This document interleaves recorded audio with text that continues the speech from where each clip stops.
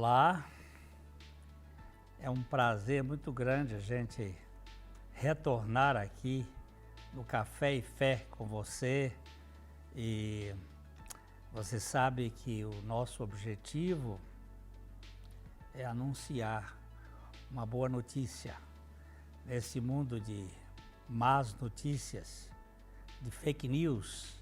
Uma boa notícia, a notícia do Evangelho da graça de Deus, o Evangelho de Deus, do Deus que se encarna, do Deus que se torna gente para salvar as pessoas da maneira totalmente equivocada como nós vivemos, dentro da clausura do nosso ego.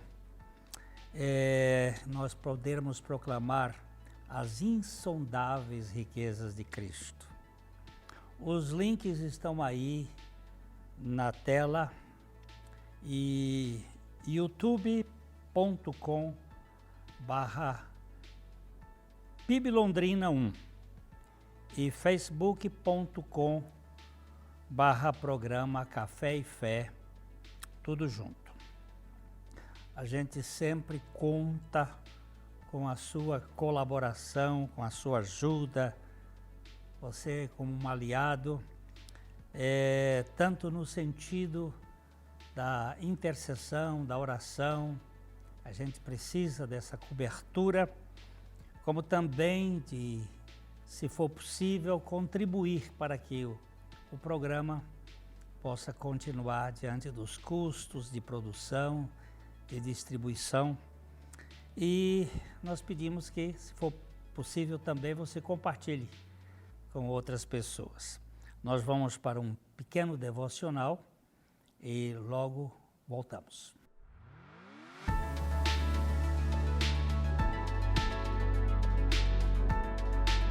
Bom dia, meus queridos, que a graça e a paz do nosso Senhor Jesus Cristo esteja sobre você, sobre toda a sua família.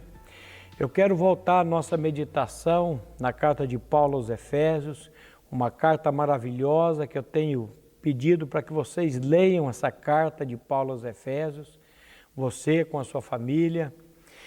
Semana passada nós falamos sobre esse capítulo 2, eu quero voltar nesse capítulo 2, nós lemos do versículo 1 até o versículo 5, quando Paulo diz que ele nos deu vida, estando nós mortos nos nossos delitos e pecados. Depois ele fala de um andar segundo a carne, segundo o príncipe da potestade do ar, do espírito que agora opera no sentido da desobediência. E nós terminamos semana passada, o nosso programa falando que ele nos deu vida juntamente com Cristo e que pela graça nós somos salvos. E aqui, continuando nesse capítulo 2, no versículo 6, Paulo diz assim: e juntamente com ele nos ressuscitou e nos fez assentar nos lugares celestiais em Cristo Jesus. Preste atenção nessa expressão, e nos ressuscitou juntamente com ele e nos fez assentar nos lugares celestiais em Cristo Jesus. O que significa essa expressão? Que ele nos ressuscitou juntamente com ele. É que quando Cristo morreu lá naquela cruz, ele não morreu sozinho. Ele morreu para que nós morrêssemos nele. Ele morreu para pagar o preço que nós não poderíamos pagar. A palavra de Deus ela é clara quando ela diz que o salário do pecado é a morte. A Bíblia diz que a alma que pecar, você terá que morrer. Então, quando Cristo morre na cruz, ele não morreu a morte dele, ele morreu a minha morte, a sua morte, a nossa morte.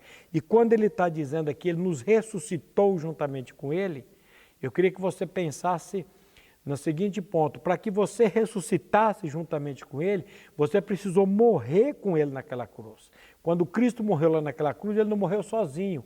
A Bíblia diz que ele atraiu o nosso pecado, ele atraiu o nosso velho homem, ele atraiu a nossa natureza egocêntrica, egoísta no corpo dele. O apóstolo Paulo explica essa verdade em Gálatas 2:20, quando ele nos diz: eu estou crucificado com Cristo e vivo não mais eu, mas Cristo vive em mim. Então eu morri com ele para que ressuscitasse com ele, para que ele viesse habitar em mim. E aí Paulo, no versículo 8, parece que ele conclui mostrando assim: porque pela graça sois salvos, mediante a fé ou por meio da fé, e isto não vem de vós, isto não vem de vós, a fé não vem de você, mas a fé é um dom de Deus e não vem das obras para que ninguém se glorie.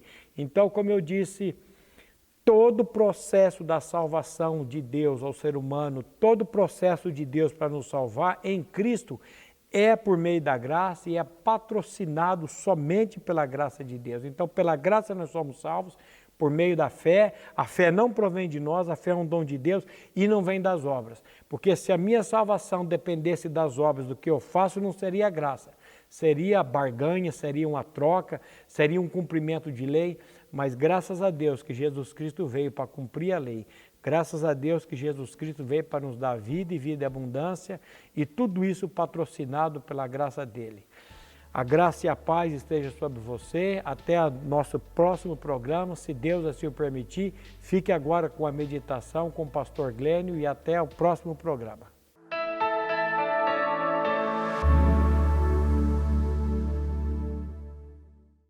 Ótica Higienópolis. Há 35 anos no mercado óptico de Londrina, sempre com novidades em produtos e tecnologia. Nossa equipe está preparada para dar uma verdadeira consultoria, facilitando a escolha de seus óculos para correção ou proteção solar. Ajuste de óculos personalizados, respeitando o conforto e anatomia do seu rosto. Ótica Higienópolis. Avenida Higienópolis, 346, em Londrina.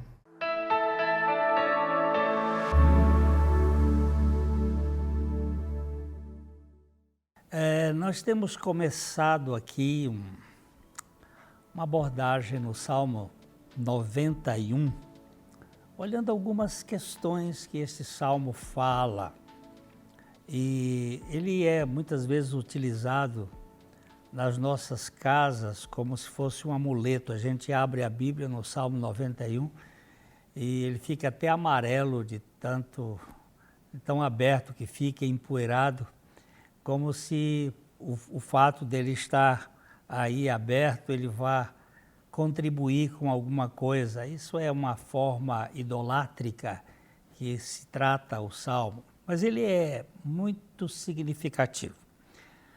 Este Salmo, possivelmente, ele foi escrito por Moisés.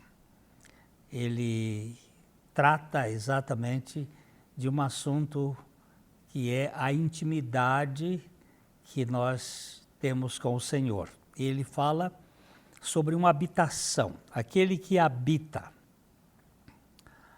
na intimidade, no esconderijo, na conexão do Altíssimo e descansa à sombra do Onipotente. Aqui uma ideia muito relevante. A sombra daquele que tem todo o poder nas suas mãos. Ele diz ao Senhor: Tu és o meu refúgio, o meu baluarte, o Deus meu em quem confio. Aqui ele está professando a sua fé e estabelecendo uma conexão de confiança. Aquele que mora neste lugar seguro, ele vai dizer que ele te livrará do laço do passarinheiro. Nós falamos num outro programa dos vários laços que o passarinheiro coloca para nos prender, para nos manter condicionados com este pensamento do mundo, um pensamento que nos escraviza, como medo de ser descartado, as angústias da vida e outros laços que o passarinheiro faz da incredulidade, e que Deus quer nos libertar desses laços do passarinheiro. Hoje eu queria tratar um pouquinho sobre o outro ponto aqui, pois ele te livrará dos laços do passarinheiro e da peste perniciosa. Nós temos vivido há de uns 2 anos para cá, uma crise mundial, uma espécie de nuvem de peste, de doenças, que nós não temos um diagnóstico perfeito de como isso surgiu, de onde vem, como surge. Mas não é este o sentido que nós queríamos tratar aqui, mas de algo que é consequência das nossas atitudes. A peste perniciosa, por exemplo, que surgiu na vida de Miriam e Arão. Esses 2 irmãos de Moisés, eles ficaram com inveja de Moisés. E eles começaram a fazer críticas. Será que Deus só fala por meio de Moisés? Ele não fala também conosco ou por nós? E os 2 como que tramaram uma sedição ali, uma sedução para trazer um problema. E Deus fez com que caísse sobre a vida de Miriam, que era o principal personagem deste processo, uma lepra. Ela ficou leprosa. A peste perniciosa, ela é decorrente, muitas vezes, das nossas atitudes. A inveja, ela adoece, ela mantém as pessoas em prisão perpétua, em algo que traz uma desordem física, uma descompensação hormonal e acaba adoecendo as pessoas. Outro caso que a Bíblia mostra é a incredulidade e a difamação. Isto aconteceu com aqueles homens que foram espiar a terra. Eles foram escolhidos, 12 homens, para fazer uma inspeção na terra que Deus havia prometido. Deus havia dito que aquela terra era uma terra que manava leite e mel, e o povo, como sempre, quer constatações. E eles enviaram 12 espias para fazerem o exame. Quando eles voltaram de lá, eles trouxeram uma notícia muito ruim. 10 deles foram invadidos com o tamanho das muralhas, com o tamanho dos habitantes, que haviam alguns gigantes, com as dificuldades, com os problemas. E nós lemos lá no livro de Números, no capítulo 14, os homens que Moisés mandara a espiar a terra, no verso 36, diz: voltaram e fizeram murmurar a congregação contra ele, infamando a terra.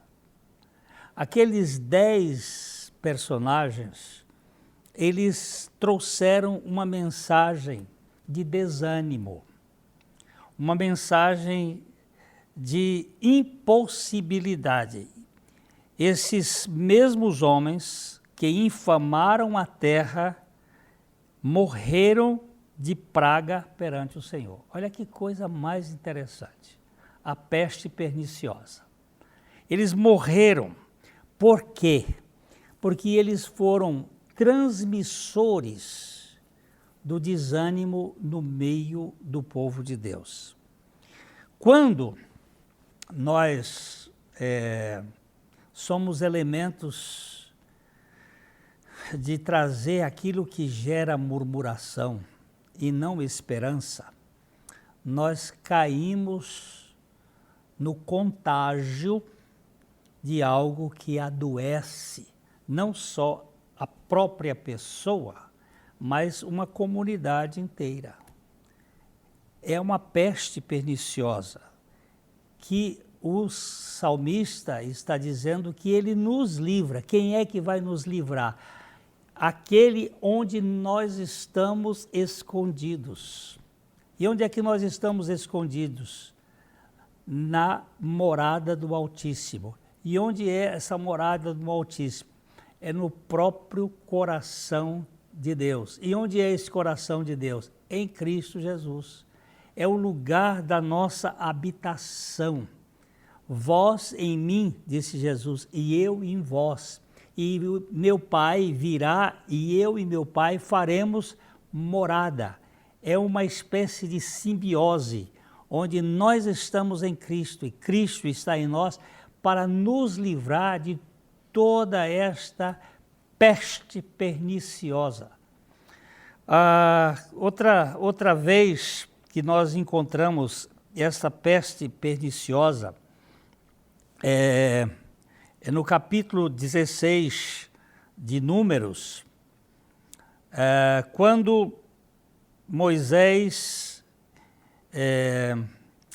o povo de Israel murmurou contra Moisés e Arão, dizendo, vocês nos tiraram lá da terra do Egito, e aí eles começam e se juntam e vêm contra Moisés e Arão, e ali vem uma peste que cai sobre aquele povo e traz uma mortandade muito grande.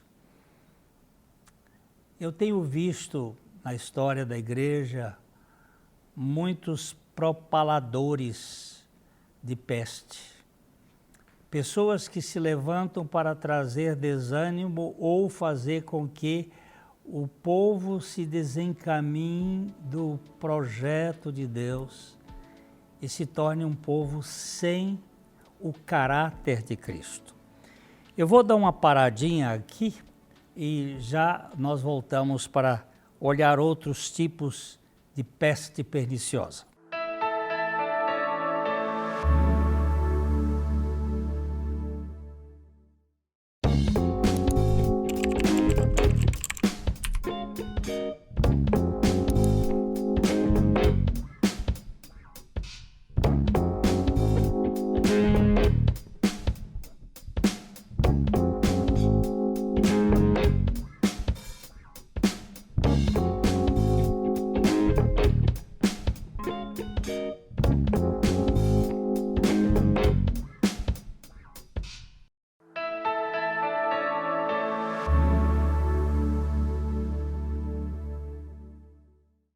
Você que está conosco todo final de semana, que gosta aqui do nosso canal, que vem tomar um cafezinho conosco, você vai entrar no nosso canal do YouTube e encontrar uma opção de material que você vai ser edificado. Nós temos aí muito material que ajuda na vida cristã, no crescimento da nossa experiência com Deus. Então, não se esqueça de entrar no nosso canal para você ter esse suporte. Eu estava falando sobre peste perniciosa. E às vezes a gente pensa que Covid é um tipo de peste perniciosa e não deixa de ser. Nós tivemos na história várias delas, como a gripe espanhola lá no passado, mas tem umas que são específicas, são consequências do pecado, ou pessoal, ou de uma comunidade, ou de uma liderança. E tem uma que eu gostaria muito de chamar a atenção de vocês, que é em 2 Samuel, no capítulo 24, a partir do versículo 10. O que aconteceu? Davi, ele se tornou rei com 300 homens sem nenhum treinamento, homens até indignos. Mas quando ele chegou no reino, quando ele chegou a ser rei, ele ficou muito orgulhoso com o exército que ele tinha. E ele mandou contar os soldados. E o seu general, o seu ministro da guerra, Joabe, achou aquilo que não deveria fazer isso. Porque Deus é que estava liderando a vida de Davi, mas ele queria saber quantos soldados ele tinha. Aí contaram os soldados e deu um total de 1.550.000 soldados. Um exército extraordinariamente grande naquela época. O que aconteceu é que Davi se orgulhou disto. E não há coisa pior na vida de uma pessoa do que a vaidade, o orgulho, a soberba, a altivez. E por causa disto, veio uma peste. Sentiu Davi, diz o texto bíblico, sentiu Davi bater o coração depois de haver recenseado o povo e disse ao Senhor: muito pequei no que fiz. Porém agora, o Senhor, peço-te que perdoes a iniquidade do teu servo, porque procedi loucamente. Davi cometeu vários pecados na vida. Ele cometeu, por exemplo, o pecado com Berseba, a mulher do Urias, que ele a cobiçou, desejou e teve uma relação com ela, e teve a morte do próprio marido, que foi provocada por ele. Mas ele considera este pecado de ter recenseado o exército como o grande pecado da sua vida. E ele diz que foi muito grande o seu pecado. E aqui veja bem, ao levantar-se Davi pela manhã, veio a palavra do Senhor ao profeta Gade, e o profeta veio dizendo: vai e dize a Davi, assim diz o Senhor, 3 coisas te ofereço. Escolhe uma delas, para que ta faça. Veio, pois, Gade a Davi e lhe fez saber, dizendo: queres 7 anos de fome que te venha à tua terra? Ou por 3 meses fujas diante dos teus inimigos e eles te persigam? Ou que por 3 dias haja peste na terra? 7 anos de fome, 3 meses de fuga ou 3 dias de peste? Delibera. Vê que resposta hei de dar ao que me enviou. Então disse Davi a Gade: estou em grande angústia. Porém, caiamos nós nas mãos do Senhor, porque muitas são as suas misericórdias, mas nas mãos dos homens não caia eu. Então enviou o Senhor a peste a Israel, desde a manhã até ao tempo que determinou, e de Dan a Berseba, do norte ao sul, morreram 70.000 homens do povo. Que coisa pesada. Um homem peca e faz uma coisa de pura vaidade.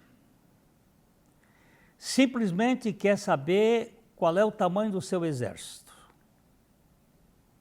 Quer saber o tamanho da sua potência. Se ele poderia realmente conquistar o mundo com o seu exército. Por pura vaidade. Porque quando ele saiu de lá de baixo, da casa de Jessé, e depois foi subindo, chegou ao reino de Judá com 300 soldados. E esmulambentos. Agora que ele tinha um grande exército, isso fez dele uma pessoa soberba. E ali foi a sua queda. E por causa disto, veio uma peste perniciosa, que destruiu 70 mil homens do norte ao sul, em razão de um pecado de vaidade. Eu quero chamar a atenção para você que os nossos pecados, eles têm implicações sociais. Eles não só ficam conosco, eles também geram problemas para a nossa família. Eles também geram problemas para a nossa igreja. Eles também geram problemas para a nossa nação. Depende no âmbito onde nós estamos. Se é só na família, os filhos, os netos, os bisnetos podem sofrer consequência dessa peste perniciosa. Não só fisicamente, como aquele que adquire a sífilis, que passa de pai para filho, mas aqueles aspectos psicológicos de violência familiar. Ou um líder na igreja que comete pecados que geram problemas sociais dentro da comunidade. Ou um líder nacional, um líder de governo. E o Senhor vai julgar todos estes. Deus, tem misericórdia de nós. E não permitas que nós entremos neste projeto maligno do pecado que tem consequências sociais. Livra-nos. E como é que Ele vai nos livrar disto? Quando nós habitamos no esconderijo do Altíssimo. Quando nós temos a certeza de que Ele é o nosso sustentáculo, a nossa segurança. Nele é que confio. Somente em Jesus Cristo nós podemos encontrar o descanso para a nossa alma e também o livramento das consequências do pecado. Que Deus conceda a você e a mim a graça de vivermos de Cristo, por Cristo e para Cristo. Fica aqui o abraço deste velho de coração para coração, para que você conheça a Cristo, não uma religião, mas o Evangelho das insondáveis riquezas de Jesus. Até a próxima. Um grande abraço, de coração para coração.